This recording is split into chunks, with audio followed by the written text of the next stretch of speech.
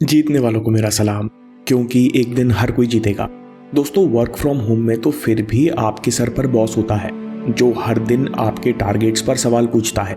लेकिन study from home या entrepreneurs के लिए प्रोजेक्ट पर काम करना बहुत कठिन है, क्योंकि कोई आपकी खबर लेने वाला या आपको डायरेक्शन देने वाला नहीं है। असली मायनों में लेखक इतिहास के सबसे पुराने वर्क फ्रॉम होम प्रोफेशनल्स हैं, जिन्हें हफ्तों महीनों तक किसी को जवाब नहीं देना होता। इस कारण एक तरफ कई राइटर्स भारी प्रोक्रेस्टिनेटर्स थे, जो मूड, इंस्पिरेशन और विचारों के आने का इंतजार किया करते, जो पार्टी, राजनीति और विवादों में समय खर्च किया करते। ऐसे राइटर्स अपने करियर में अधिकतर 1 या 2 अच्छी किताब ही लिख पाए। दूसरी तरफ ऐसे भी बहुत राइटर्स हुए जो एक के बाद एक हिट नॉवेल्स, ड्रामाज और कविताएं लिखते चले गए। गुरुदेव रविन्द्रनाथ टैगोर साहब जैसे रचनाकार इतना गहन साहित्य लिख गए कि जितना हम पूरे जीवन नहीं बचा सकते। लेकिन ये लोग ऐसा कैसे कर पाए और हम इनसे क्या सीख सकते हैं? अच्छे राइटर की निशानी है कि वो कंसिस्टेंटली अच्छा काम करता है।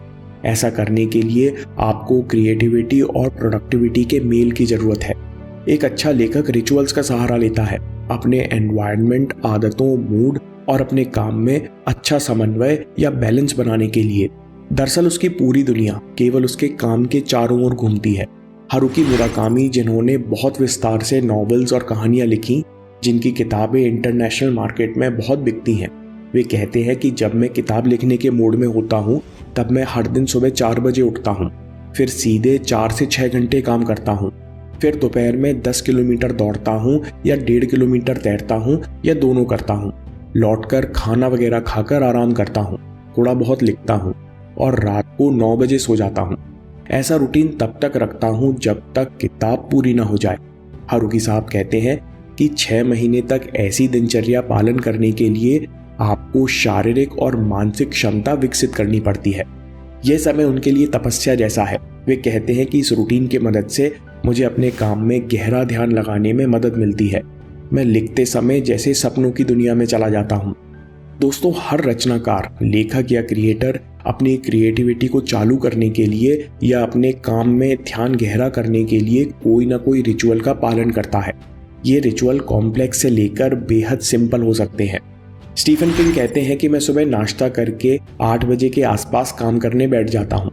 अपने पास एक गर्म पानी की बोतल रखता हूँ। मैं सालों से ऐसा करते आ रहा हूँ और एक ही टेबल चेयर पर बैठता हूँ। जैसे ही मैं ये सब करता हूँ तब मेरे दिमाग को सिग्नल जाता है कि अब फ्लो में जाने के लिए और सपने देखने के लिए तैयार हो जाओ।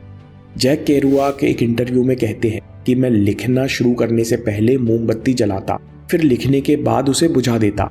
जब तक मोमबत्ती जलती तब तक मुझे ध्यान बनाए रखने के लिए प्रेरणा मिलती।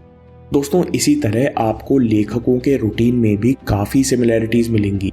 अधिकतर हर राइटर सुबह उठकर सीधे लिखना पसंद करते हैं। कोई 2 घंटे लिखते हैं तो कोई 6 घंटे तक काम करते हैं। अर्नेस्ट हेमिंग्वे कहते हैं कि मुझे अंधेरी सुबह उठकर काम करना बहुत पसंद है। उस समय कोई डिस्ट्रैक्शन नहीं होता, खिड़की के बाहर भी कुछ नहीं दिखता। ऐसे समय में सबसे ज्यादा काम होता है। एक लेखिका कहती है कि अगर मैं सुबह उठकर कुछ सोच ना पाऊं तो मुझे लिखने में दिक्कत होती है और कई बार दिन खराब हो जाता है।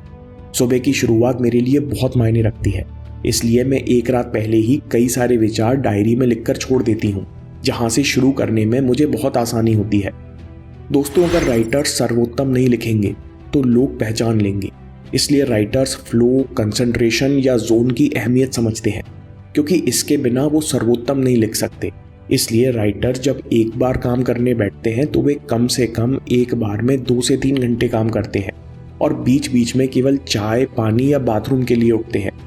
हर राइटर दिन का मुख्य काम करने के बाद ब्रेक लेता है, क्योंकि वो समझता है कि जब तक मन शांत नहीं रहेगा तब तक उसे नए आइडियाज नहीं आएंगे और वो कुछ बेहतर नहीं कर पाएगा। पहले कई राइटर्स द्रव्यों का प्रयोग किया करते थे। अब अधिकतर राइटर्स विभिन्न प्रकार की एक्सरसाइज और स्पोर्ट्स खेलते हैं। कुछ हरियाली में घूमना पसंद करते हैं। डॉन डेलीलो कहते हैं कि मैं 4 घंटे के बाद दौड़ने निकल जाता हूँ, जिससे मैं अपनी किताब की दुनिया से बाहर निकल सकूं और अपने मन को प्रकृति में शांत कर सकूं। उसके बाद आकर मैं आराम करता हूं और फिर अपने काम में कूद जाता हूं। हर राइटर हर दिन अपने काम को रिव्यू करते हैं, जिससे अंत में एडिटिंग का बोझ सर पर नहीं आता और साथ में हर दिन आप अपनी गलतियों से सीखते हैं। और हर दिन अपनी कला में बेहतर होते जाते हैं। माया एंजेलू कहती हैं कि मैं हर रात अपना काम रिव्यू करती हूँ। अगर मैंने दिन भर में 10 पेजेस लिखे हैं तो मैं उसमें से 2 या 3 पेजेस ही बचा पाती हूँ। ये काम की क्वालिटी बनाए रखने में काफ़ी ज़रूरी है। सारे के सारे लेखक जो बहुत रचनाएं करते हैं वो अपने फ्री समय का भी बहुत समझदारी से उपयोग करते हैं, क्योंकि जो आप फ्री टाइम में देखते या कंज्यूम करते हैं उसी स्तर या क्वालिटी के आपके विचार बनते हैं। हर लेखक राइटिंग और एडिटिंग के शेड्यूल के बाद कुछ ना कुछ समय अच्छा पढ़ना पसंद करता है। इससे उन्हें कुछ नया सीखने और अपने काम में इंस्पिरेशन लेने में मदद मिलती है। सारे शेड्यूल्स जानने के बाद हम कह सकते हैं कि एक लेखक अगर 6 घंटे लिखते हैं तो 2 घंटे एडिटिंग या रिव्यू करते हैं और 1 घंटे कुछ अलग साहित्य पढ़ना पसंद करते हैं और 30 मिनट छोटे मोटे काम जैसे पत्राचार वगैरह करते हैं। कुछ राइटर्स अपने मूड के हिसाब से काम शेड्यूल कर लेते हैं, यानी उनके पास हर मूड के लिए एक रिचुअल होता है। जैसे हेनरी मिलर अपनी डायरी में लिखते हैं, मूवीज देखना बंद करो, हफ्ते में 1 बार लाइब्रेरी और 1 बार म्यूजियम जाने का समय निकालो।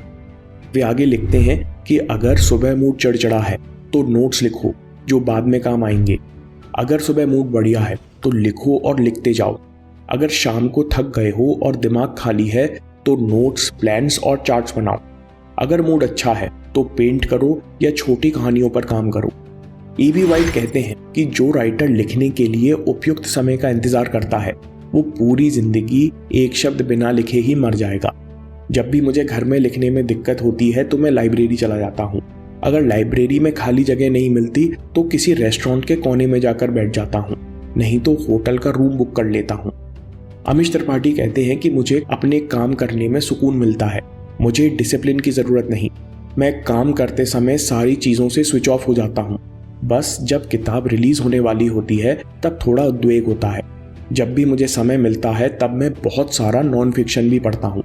पिछले 2 साल मैं व्यक्तिगत कारणों से परेशान था, लेकिन मैं हर दिन प्राणायाम, ध्यान और योगाभ्यास करता हूँ, जिससे मुझे फोकस्ड रहने में बहुत मदद मिलती है।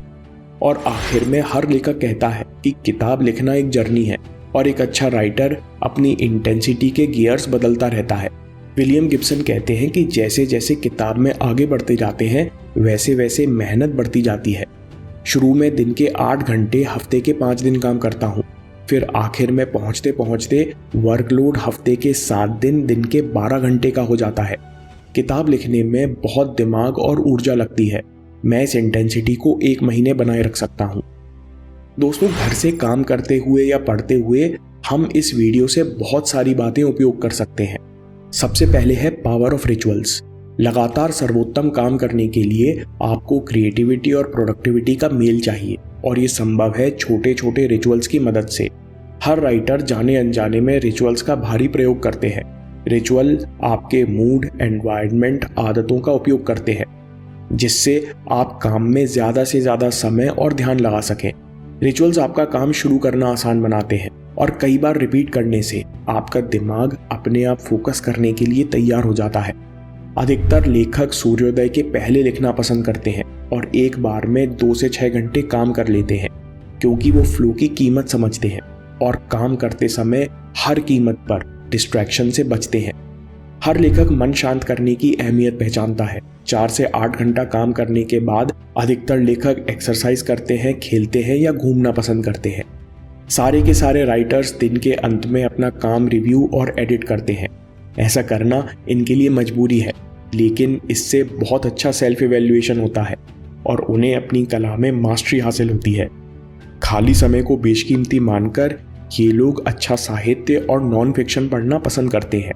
ये लोग अपने मूड के हिसाब से भी काम को शेड्यूल कर लेते हैं।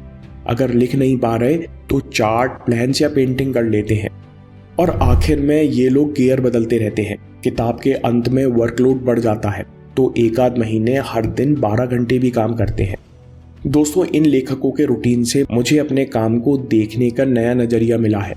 मैं अपने दिन में कई प्रकार के रिचुअल्स बनाकर रखूंगा जिनकी मदद से मैं विभिन्न काम को पूरे ध्यान से पूरा कर सकूं। ये रिचुअल एग्जैक्टली होते क्या हैं? अगर आप रिचुअल और रूटीन में अंतर जानना चाहते हैं तो अगला वीडियो ज़रूर देखिए या बात के लिए सेव कर लीजिए, क्योंकि आपके समय से कोई वीडियो, कोई ऐप, कोई न्यूज़ कीमती नहीं है। मैं काम के किस्से लाता रहूंगा। हिम्मत, हरकत, होशियारी, हम जीतेंगे।